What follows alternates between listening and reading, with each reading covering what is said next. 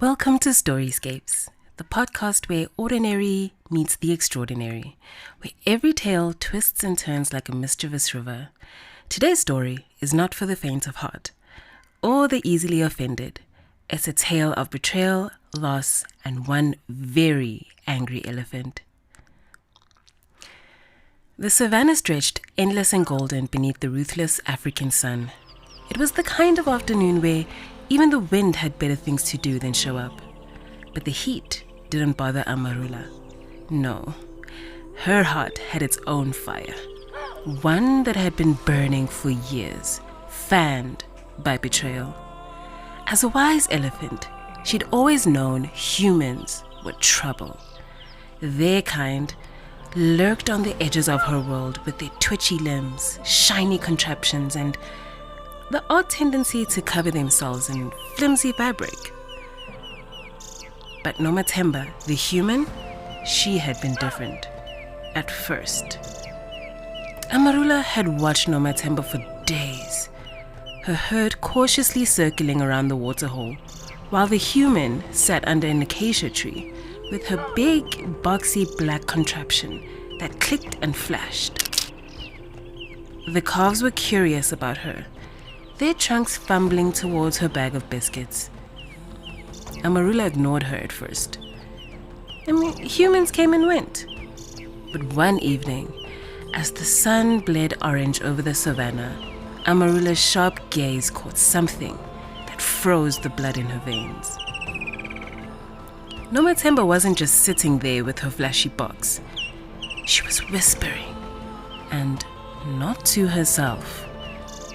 Behind the tree, 3 men with fire sticks, the strange human weapons that roared like lions and spat death, were crouched in the shadows. Nomatemba pointed towards the herd, her lips moving fast, her hands painting secret gestures in the air. Amarula had seen it all. She's marked us, Amarula thought, her enormous ears fanning wide, her trunk curled, her tusks tingling with unease. Something primal, ancient, unrelenting rose within her. This woman has sold us to the enemy, she thought. But Amarula hesitated. Humans had their ways, their whispers. Perhaps nothing would come of it. She was wrong. That night, under a wide velvet sky, dusted with stars, the herd slept in peace. Amarula had tucked her newborn calf beside her, his tiny form snug against her side. His name was Duma, a feisty little bull with the habit of trumpeting too loud at mealtime. She had dreamed of showing him the migration paths, the secret waterholes, the shaded groves where her ancestors had walked. But when dawn came, Duma was gone. The herd awoke to the stink of humans, sweat and gunpowder, and the echo of trucks rumbling into the distance. Amarula had charged after them, her massive legs pounding the earth, but it was no use. By the time she reached the clearing, there was nothing left but tire tracks and blood. I will find him, Amarula vowed, though the ache in her chest told her she never would. And if I don't find him, I'll find her.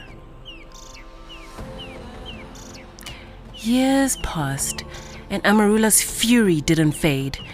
It grew. Her tusks had broken trees in half. She'd sent lions scattering with nothing but a glare.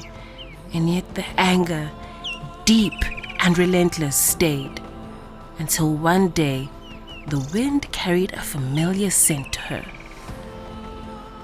Nomatemba. The humans were burying her. A funeral, they called it.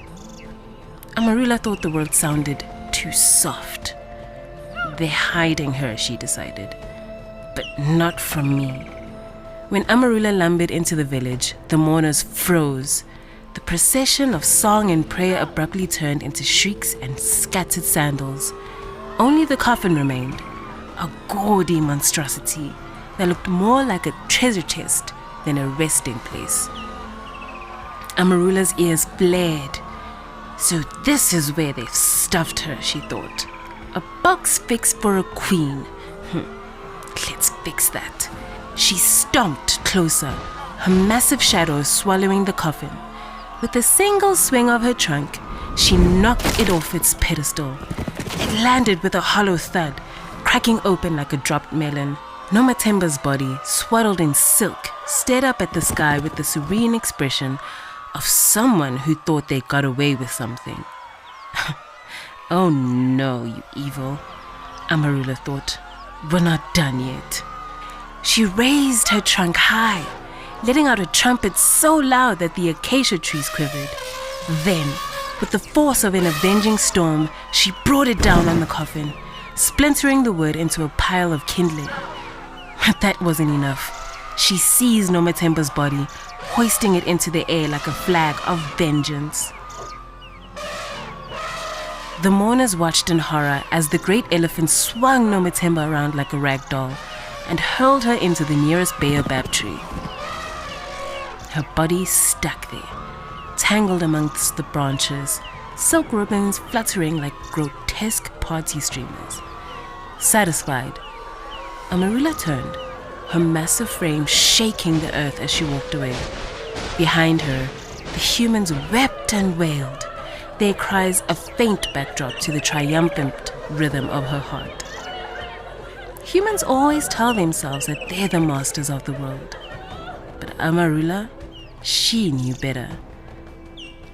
The wild never forgets, and the wild never forgives. As the sun dipped low and the baobab cast its long shadow, Amarula's silhouette disappeared into the horizon, leaving behind nothing but dust, shattered wood, and a story the humans would probably twist into a tale of their own victory. Thanks for tuning into Storyscapes. I'd love to hear what you thought about today's story. Please drop a comment and let's chat. If you enjoyed it, be sure to subscribe and share it with a friend. Please come back for our next adventure. Until then, keep imagining.